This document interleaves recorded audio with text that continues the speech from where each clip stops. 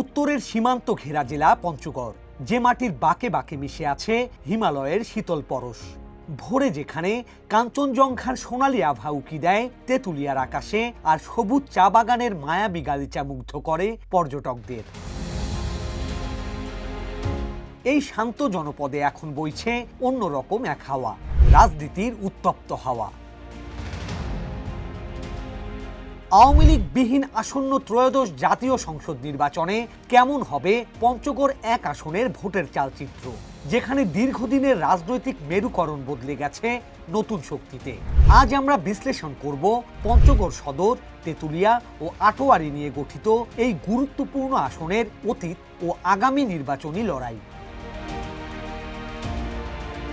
পঞ্চগড় এক আসনের নির্বাচনী ইতিহাস বেশ বৈচিত্র্যময়। 1991 সালের নির্বাচনে এই আসনে বিজয়ী হয়েছিলেন বিএনপির মির্জা গোলাম হাফিজ। এরপর 1996 এবং 2001 সালের নির্বাচনে আধিপত্য ধরে রাখে বিএনপি। সে সময় ব্যারিস্টার জমির উদ্দিন সরকার এই আসনের প্রতিনিধিত্ব করেন। তবে 2008 সালে পাল্টে যায় দৃশ্যপট। নৌকার জোয়ারে বিজয়ী হন আওয়ামী লীগের মোজাহারুল হক প্রধান।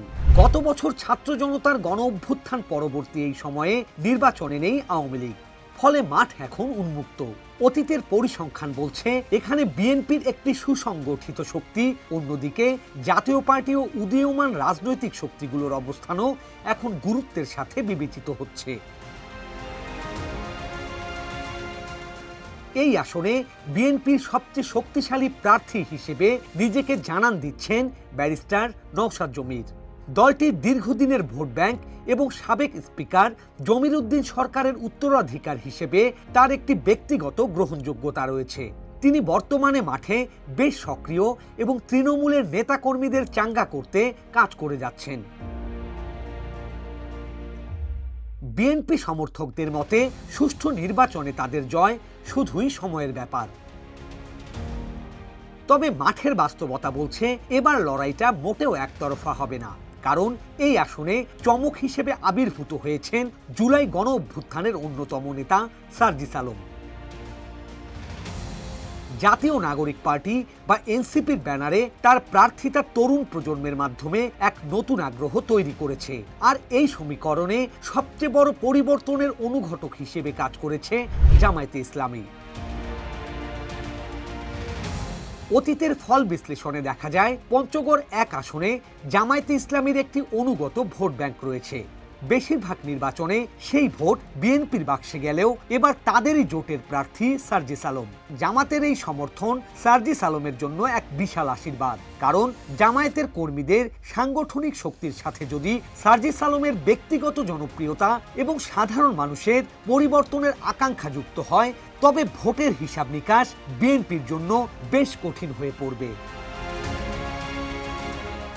অন্যদিকে জাতীয় পার্টি এই আসনে তাদের অস্তিত্ব টিকিয়ে রাখতে মরিয়া।